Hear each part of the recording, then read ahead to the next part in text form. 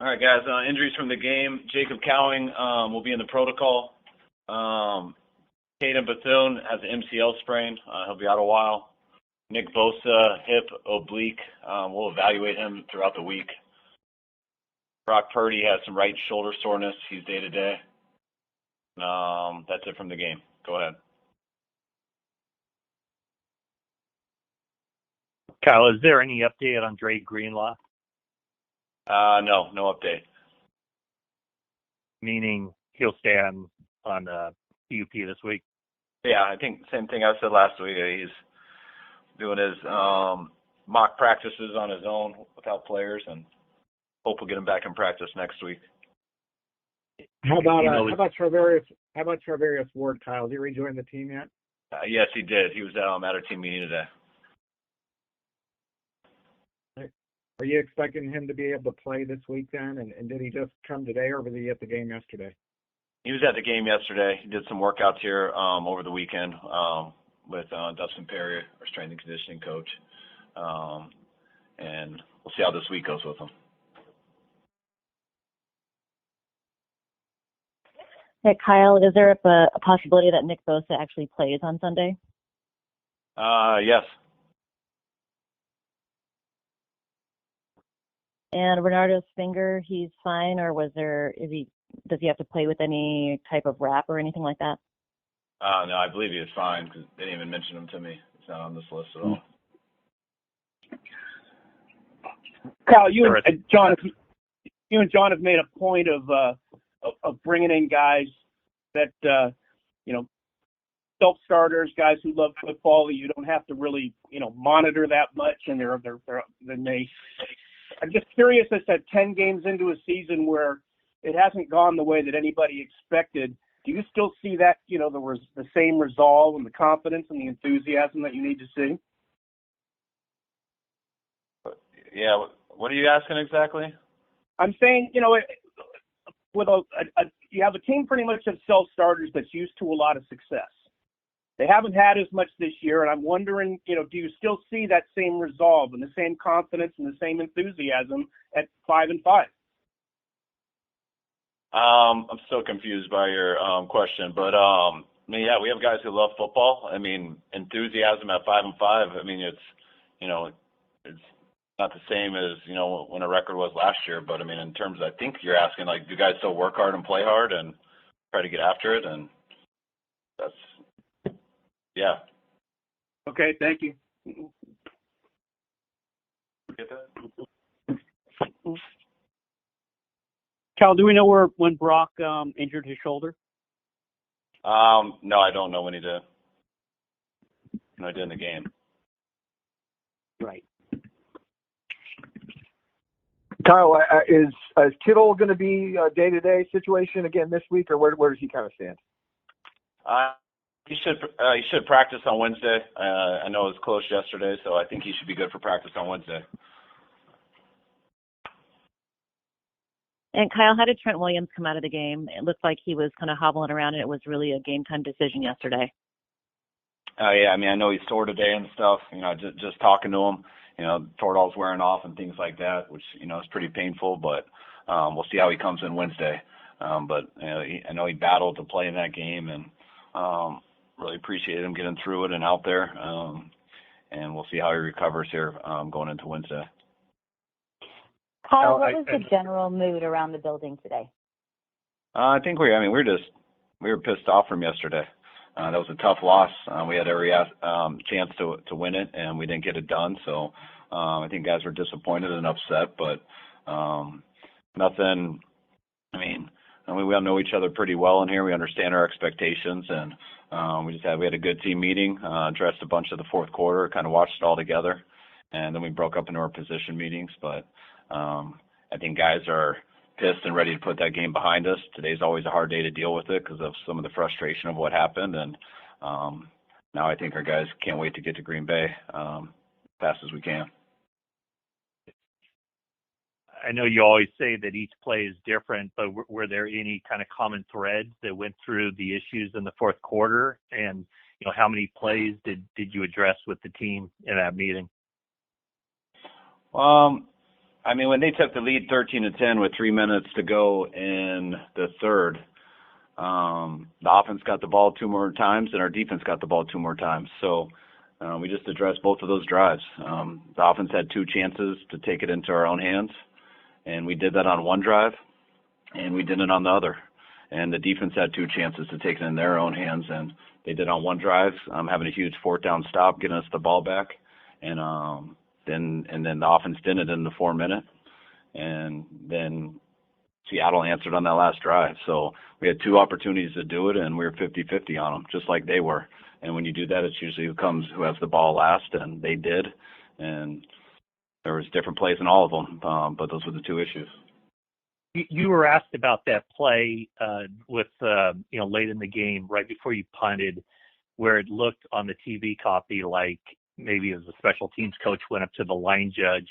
If that had been a fourth and 1 instead of a 4th and 6, what were you prepared to do at that point? I haven't thought about that since it didn't happen, but I'm sure if it was 4th and 1, we would have gone for it. We also would have been in much easier field goal range too. So I know it wouldn't have been a punt. Did you follow up with the league on that, Kyle, and whether there was any recourse, whether they did call a second straight timeout? No, I mean I don't follow up with them. We'll send something in, but I mean I talked to the refs on the field. I said how'd they just get 2 timeouts in a row, and they said that they didn't. They had to they alerted them something that was wrong with something the refs were doing, and then they fixed it. But I thought they had timeouts because I thought I saw a guy run up there and call one. But I haven't seen a TV copy. What did you think you got out of Gross Matos for his first time out, and did he play more than you expected because Bosa was out? Yeah, there at the end he did. I thought he did some good things. Definitely caused some havoc on the quarterback, did some solid stuff in the run game. Had a couple ones at the end where just his rush integrity's got to be a little bit better from our 4. But it was good to get him back and get him started with us. Kyle, with 9 penalties in the game, 7 on offense, was that something that you addressed with the team? I mean, it seems uncharacteristic of what you've been doing this season. Yeah, that was a huge thing. I thought that was one of the biggest problems for the offense on the day. I actually thought we played a better game offensively than we did on that Thursday night game. We didn't get, on that Thursday night game, we got, the busted coverage on Debo's 70-yarder, and we got those 2 explosive runs, which really helped. But we played better football this game. We just didn't at all with the penalties. And, we had one 14-play drive where I don't know how many 14-play drives there have been a part of that don't end with points or a missed field goal or a turnover. To go 14 plays and then punt it. We had 8 plays inside the 50 after that turnover for the field goal, having to overcome it a couple times and get them again. So that was our biggest problem on the day, I felt, offensively. Kyle, Nick Bosa sounded pessimistic when he talked to us after the game about his ability to play in the next game. He also didn't look like a guy who's ready to play in the next game. Is he feeling a bit better today? I wouldn't say that, but that's, you should really never ask a guy right after a game or the next morning. I think he was feeling like that a couple of weeks ago too. So we'll see how it goes this week, and just a good of a chance for him not to play. But those unless it's an injury that has him knocked out, you always can rule that out early. But when it's not that case, you don't decide those things on Mondays. As far as Purdy, that is from a hit he took. It's not like throwing shoulder soreness. Is that right? Yes. Okay. Did it affect him, do you think, during the game? No, I don't think so. Gotcha. Thanks. Kyle, how will you evaluate how Christian has come back, and how are his eyes, and is he hitting the right hole, and is he just in general as sharp as he normally would be this time of year? Yeah, I think Christian's doing a good job. I didn't think he had any opportunity for some big ones. They kept him contained pretty good, especially in their 2-shell defenses. So there might have been one run he left a little bit out there. But I don't think I've ever said that there isn't a run that you left a little bit out there in a game. But no, I think Christian's doing a good job. Kyle, Brock didn't attempt any passes over 19 yards. I know was it more opportunities, or, I mean, he's done it in the past. Was it just what he was faced with on the field, or was that the plan? Yeah, no, I mean, it would have surprised me just the way they play their coverages if we would have attempted more. I mean, they're pretty bend but don't break defense. That's usually how it goes versus that, and it's tough to get the big plays on. You don't want to force them. You hope to get them into some situations where you can get them. But most of the stuff that they were giving us was underneath, and they're going to make you go on those longer drives, which we knew going into the game that was going to be the challenge and what we were ready for. And I think we were up for the challenge, but we couldn't overcome all those penalties and setbacks that we got. We'll take two more.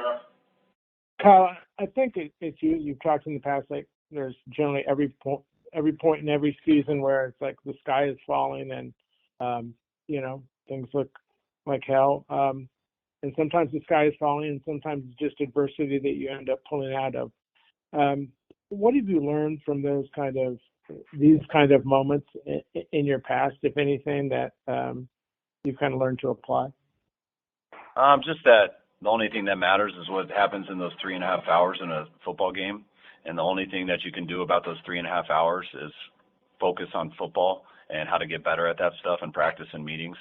And anything outside of that, any talking about it, any pointing to other people, trying to make up any type of narrative of it that doesn't have to do with exactly what's happening on the football field, will only make that stuff harder. And those are the challenges because, guys know their job and it's just supposed to do their job, and guys don't always know what other people are responsible for and doing. And that's why you got to make sure you got tough-minded people who can focus on really what their job is and nothing more than that. And it gets harder when you have adversity and stuff like that, when you aren't getting as many W's as you want. But no matter how much harder it gets, you got to always understand it's about the ball, and you got to keep it about the ball and nothing else. One more. Kyle, after going through 3 games where you've lost the lead in the fourth quarter, do you feel like your team still has that killer instinct at the end of the game, or is there some sort of, I don't know if it's Super Bowl hangover, but emotional hangover from the journey that you guys have been on so far? No, I hear that, and I understand all the questions, but it's back to my last answer. I don't think there is an answer about a journey or a Super Bowl hangover. I think it's about what's happening in that exact game. And then, the week before was almost the same game. I think we went down 13-10 or something in the third. I think they came back and tied it up, and we went down and won it on the last play. So I don't think that means we had a killer instinct in that game and not in this game.